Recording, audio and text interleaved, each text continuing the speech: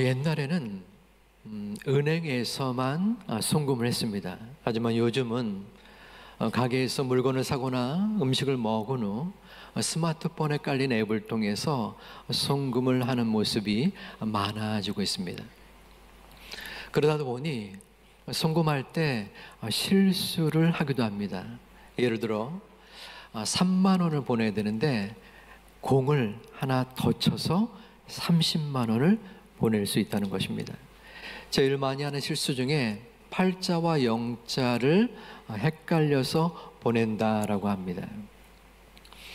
작년에는 13,442명이 잘못 송금을 해서 306억 원이 되는 송금을 반환을 요청했다라는 기록이 있습니다. 생각보다 크지요. 어떤 한 은행원이 송금을 잘못했는데 1억 원을 잘못했다라는 기사를 보았습니다. 그런데 급박스럽게 그 사람에게 연락을 했는데 연락이 되지 않은 거예요. 아마도 일부러 연락을 피했을 수도 있다라는 생각이 합니다. 그래서 곤욕을 치렀다라는 내용의 기사였습니다. 그 기사를 보면서 잠시 엉뚱한 생각을 해보았습니다. 야, 내 통장에 내가 알지 못하는 1억 원이 들어가 있으면 얼마나 좋았을까. 물론 잘못 송금되었겠지만 한 5초간은 너무나 기뻐했었을 듯 합니다. 우리는 살아가면서 많은 실수를 하게 됩니다. 크고 작은 실수를 범하지요. 실수의 정도와 빈도가 다를지라도 누구나 실수를 하게 됩니다. 그리고 그 실수를 하면서 성장하게 됩니다. 그 실수의 교훈을 얻게 된다라는 것이죠.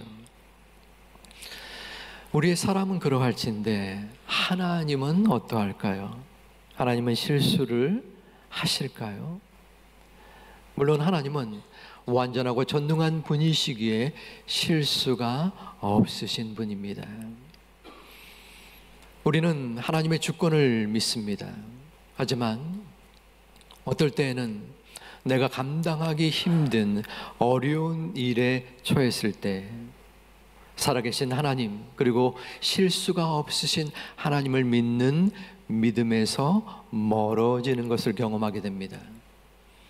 하나님, 감당할 시험밖에는 허락지 않는다고 말씀하셨는데 지금 이 상황은 제가 너무나 감당할 수 없습니다. 하나님, 이게 맞습니까? 저는 어찌 하면 좋습니까? 지금의 내 모습, 우리 가정에 처한 여러 가지 어려운 상황 때문에 그것이 하나님의 책임이요 혹은 하나님의 실수라고 생각하기도 한다는 것입니다. 오늘 우리가 읽은 말씀에 사울을 통하여 하나님께서 그 후회하심 그리고 하나님의 실수에 대한 말씀을 나누어 보고자 합니다. 오늘 읽은 24절 말씀에 사울은 사무엘에게 내가 범죄하였습니다 라고 말하고 있습니다. 어떠한 범죄였을까요? 그것은 아말렉과의 전투 속에서 하나님의 말씀을 순종하지 아니한 것입니다. 하나님은 아말렉과의 전투 속에서 모든 것들을 진멸하라 라고 하였습니다. 하지만 사울은 양과 소와 기름진 것을 남겨두었습니다. 그리고 하찮고 대수롭지 않은 것만을 진멸했습니다. 선택적인 순종을 한 것이죠. 사울은 이 아말렉과의 전쟁을 그리고 그 전쟁에서의 승리를 자신의 업적으로 여겼습니다. 그러한 사울의 모습을 하나님은 굉장히 마음을 아파하셨습니다. 왜 저런가? 왜 나의 명령을 지키지 아니하는가? 그래서 사무엘을 보내어서 사울이 자신의 죄를 회개할 것을 권면하였습니다. 하지만 사울은 15절 말씀에 자신의 잘못을 백성들의 탓으로 돌립니다. 백성이 당신의 하나님 여호와께 제사하려 하여 양들과 소들 중에서 가장 좋은 것을 남기며 그 외의 것은 우리가 진멸하였다 하는지라. 백성들이 우리가 하나님께 제사하기 위해서 양과 소가 필요합니다 라고 말했기 때문에 자기가 양과 소를 남겼다라고 말하고 있는 것입니다. 정신을 못 차리고 있는 것이죠. 하나님 앞에 그 명령을 순종하지 못한 것에 대한 반성이 그에게 없었습니다.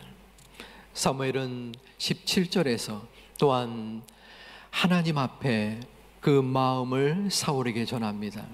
사무엘이 이르되 왕이 스스로 작게 여길 그때 이스라엘 지파의 머리가 되지 아니하셨나이까. 지금 사무엘은 사울에게 말하는 것입니다.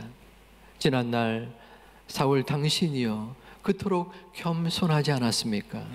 그런데 왜 지금은 이러합니까? 자신을 스스로 돌아보기를 원하였습니다. 하지만 이미 사울은 하나님을 떠났습니다. 교만하여 높아질 대로 높아진 자신의 생각을 지니고 있었습니다. 이제 사무엘은 22절에서 하나님의 명령을 전합니다. 우리 함께 봉독하겠습니다. 여호와께서 범죄와 다른 제사를 그의 목소리를 청종하는 것을 좋아하심같이 좋아하시겠나이까. 순종이 제사보다 낫고 듣는 것이 순양의 기름보다 나으니. 아멘. 자, 무슨 말씀입니까? 사울 왕이요, 아무리 제사를 많이 지낸다 할지라도 순종하는 것이 그 제사보다 더 귀하다라는 것입니다. 하나님 앞에 순종하지 않아야 하면 모든 것이 허사가 된다는 말씀이기도 합니다. 하지만 사울은 또다시 정신을 못 차리고 오늘 본문 24절이 등장하게 되는 것입니다. 사울이 사무엘에게 이르되 내가 범죄하였나이다. 얼핏 들으면 사울이 자신의 잘못을 회개하는 것처럼 보입니다. 내가 범죄하였습니다. 하지만 뒤이어 나온 말을 보시기 바랍니다. 내가 여호와의 명령과 당신의 말씀을 어긴 것은 내가 백성을 두려워하여 그들의 말을 청종하였음이니이다. 또다시 자신의 잘못을 백성들에게 돌리고 있습니다. 백성들이 나에게 두려움을 줬기 때문에 내가 백성들을 두려워함으로 이 범죄를 하였습니다. 자신의 탓으로 돌리고 있지 아니합니다. 하나님은 더 이상 참을 수 없었습니다. 이제 하나님은 사울을 벌하시기로 작정하셨습니다.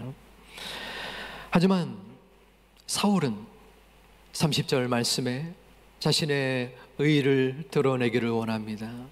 사울이 이르되 내가 범죄하였을지라도 이제 청하옵나니 내 백성의 장로들 앞과 이스라엘 앞에서 나를 높이사 나와 함께 돌아가서 내가 당신의 하나님 여호와께 경배하게 하소서 하더라. 자신을 드러내기를 원했던 것입니다.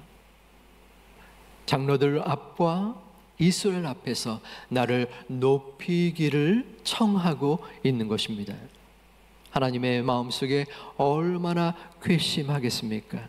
도저히 안 되겠다. 너를 벌해야겠다.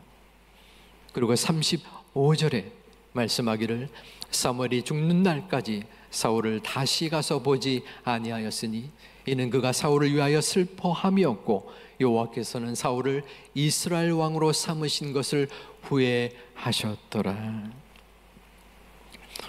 자, 여기서 하나님의 후회하심이 나타납니다.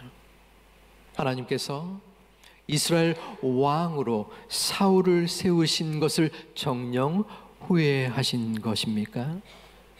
그렇다면 하나님의 잘못, 하나님의 실수가 담겨져 있지 않나라는 생각이 들 수 있습니다. 하지만 이는 하나님의 인간적인 후회가 아닙니다. 후회라는 것은 사람이 생각할 때 자신이 저지른 잘못된 행위를 뉘우치는 것입니다. 하지만 여기서 하나님의 후회는 마음속에 동정심을 가지고 슬퍼하였다라는 것입니다. 인간의 잘못에 대하여 하나님의 거룩한 사랑의 중심 어린 생각을 드러내고 있는 것입니다. 종교개혁자 칼빈은 이 하나님의 후회하심에 대하여 이렇게 설명하고 있습니다. 하나님께서 마치 극악한 죄악이 치명적인 고뇌로 자신의 마음을 찌르는 것 이상으로 그것들로 말미암아 괴로움을 당하시는 것. 얼마나 사울의 모습이 괴로웠으면, 또 사울의 잘못이 안타까웠으면 이토록 슬퍼하셨을까요? 결과적으로 하나님께서 사울을 보시며 후회하셨다라는 것은 사울을 왕으로 세운 것을 후회한 것이 아니라 사울의 죄악, 사울의 잘못을 보시고 안타까워하셨다라는 것입니다. 후회는 지난날의 잘못을 인정하는 것입니다. 그렇기 때문에 하나님께서는 우리를 아시고 우리의 모든 것을 이끌어 주시는 분이시기 때문에 우리의 잘못된 앞날을 계획하지 않을 뿐더러 우리의 모든 것을 인도하시는 분이십니다. 그러므로 결코 실수가 없으시다라는 것입니다. 민수기 23장 19절은 후회가 없으신 하나님을 증거하고 있습니다. 우리 함께 봉독하겠습니다. 하나님은 사람이 아니시니 거짓말을 하지 아니하시고 인생이 아니시니 후회가 없으시도다. 어찌 그 말씀하신 바를 행하지 않으시며 하신 말씀을 실행하지 않으시랴. 아멘. 사람은 실수를 할 수 있습니다. 그리고 우리는 그 실수를 어떨 때는 너그럽게 이해하고 또한 인정하기도 합니다. 하지만 하나님의 실수는 어떠할까요? 저는 하나님의 실수를 이해할 수가 없습니다. 받아들일 수도 없을 것 같습니다. 그것은 하나님께 대한 기대치가 있기 때문입니다. 하나님이 여러 가지 것을 실수한다면 완전하시고 거룩하시고 존귀하신 하나님의 능력이 아닌 것입니다. 하나님은 우리를 누구보다도 사랑하신 동시에 이 땅을 만드시고 온 우주를 다스리고 이끄시는 실수 없으신 하나님이신 줄 믿습니다. 그러기에 우리는 그 하나님을 바라보고 믿고 따를 수 있는 것입니다. 우리는 하나님의 주권을 믿습니다. 하지만 이론과 실제가 다를 수 있습니다. 우리가 청소년기에 있는 자녀들을 이해하고 존중하고 소통해야 된다는 것을 알지만은 어떨 때는 그들과 함께 어려운 관계를 갖는 것처럼 말입니다. 믿음도 마찬가지입니다. 우리가 분명 믿음으로 하나님의 어려운 상황, 고난의 상황을 이끌어 주시고 그 뜻이 하나님께 있음을 들으며 알고 있습니다.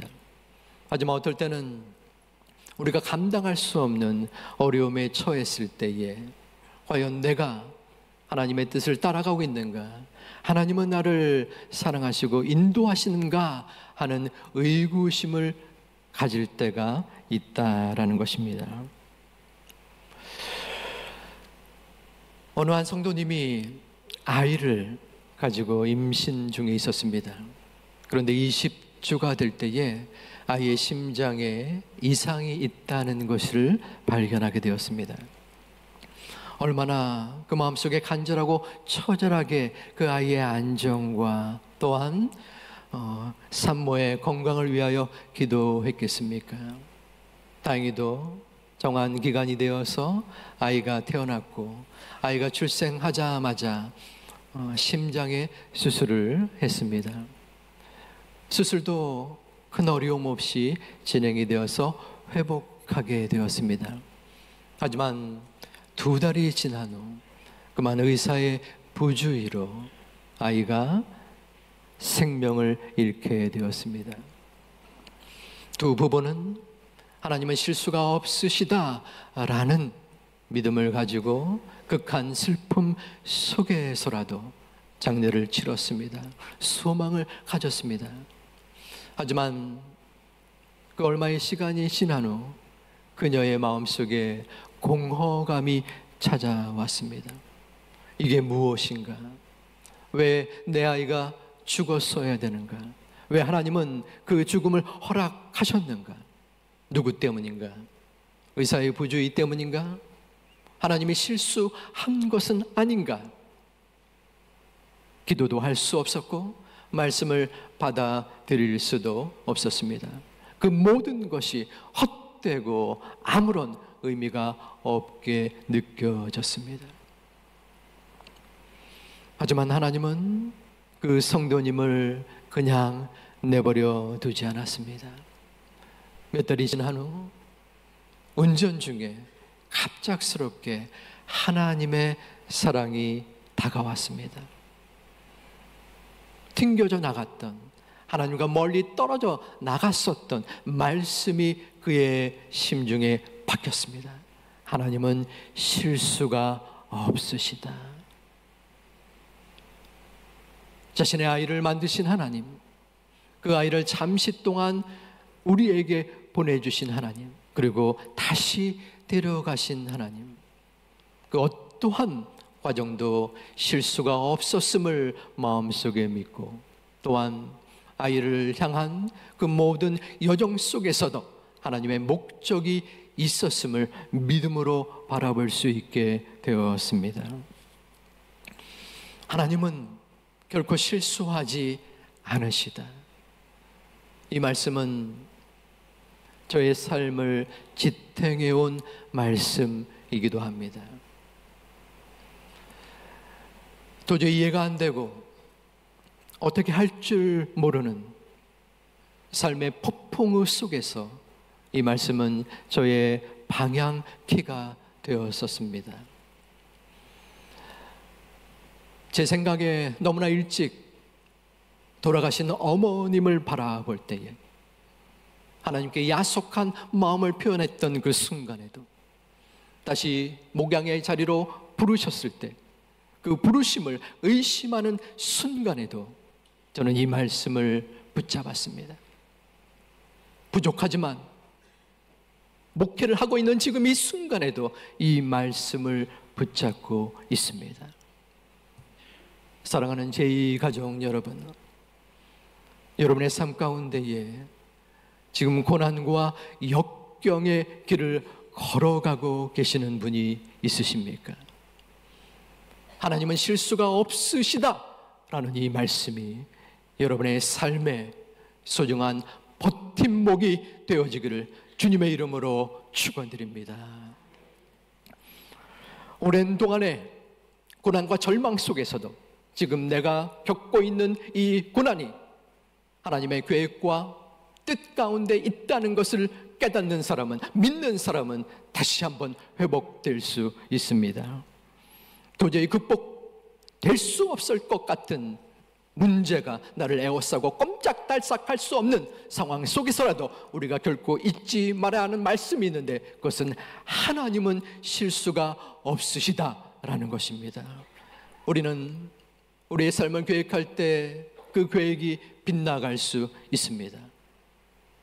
우리의 문제가 해결되지 않을 수 있습니다. 실수할 수도 있고 실패할 수도 있습니다. 잘못된 판단과 생각을 우리가 이루어낼 수 있습니다. 그럼에도 불구하고 하나님께서는 그 모든 과정 속에서도 우리를 가장 좋은 길로, 가장 선한 길로 인도하여 주실 줄을 믿습니다. 그 하나님이 우리와 함께 하시기에 우리는 역경 속에서 다시 한번 나아갈 수 있는 것입니다. 그분은 절대로 우리를 그냥 내버려 두지 아니하십니다. 우리를 포기하지 아니하시는 하나님이 우리의 아버지 하나님이기 때문입니다. 때로는 우리가 걸어가며 우리가 나아가는 길이 너무나 힘겹고 어렵다라는 불평을 토로하곤 합니다. 우리는 좀 더 쉽고 편한 길을 원하고 기도합니다. 하나님, 왜 저에게, 어찌하여 저에게? 하지만 지금 가는 길이 조금 힘들고 조금 어려울지라도 이 길이 하나님께서 나에게 주신 고난의 길이지만 은혜의 길임을 마음속에 믿고 믿음으로 걸어가는 우리 모든 제2가족 되시기를 주님의 이름으로 축원드립니다. 하나님이 실수하신다면 저는 하나님을 절대로 믿지 않을 것입니다. 하나님은 우리의 약함과 우리의 어려움과 우리의 모든 삶을 바라보시고 슬퍼하시고 바라보시고 감싸 안아주시는 거룩하시고 사랑 많으신 하나님인 줄 믿습니다. 그 하나님이 나와 우리와 함께 거하고 계시다는 것입니다. 실수가 없으신 하나님, 아무리 내가 바라볼 때에 도저히 극복할 수 없을 것 같고 도저히 헤쳐나갈 수 없는 이 상황 속에서도 하나님은 우리의 마음을 붙잡고 계십니다. 우리의 곁에서 우리의 슬픔 가운데 함께 바라보시고 기도하고 아파하고 계십니다. 그 실수 없으신 하나님을 마음으로 믿고 의지하며 나아갈 수 있는 소중한 우리 모두가 되기를 주님의 이름으로 축원드립니다. 복음성가 하나님은 실수하지 아니하신다네 라는 그 복음성가를 소개하며 말씀을 마치고자 합니다. 내가 걷는 이 길이 혹 굽어 도는 수가 있어도 내 심장이 울렁이고 가슴 아파도 내 마음으로 내 마음속으로 여전히 기뻐하는 까닭은 하나님은 실수하지 않으심일세. 내가 세운 계획이 혹 빗나갈지 모르며 나의 희망 덧없이 쓰러질 수 있지만 나 여전히 인도하시는 주님을 신뢰하는 까닭은 주께서 내가 가야 할 길을 잘 아심일세. 차츰차츰 안개는 걷히고 하나님 지으신 빛이 뚜렷이 보이리라. 가는 길이 온통 어둡게만 보여도 하나님은 실수하지 않으신다네. 아멘.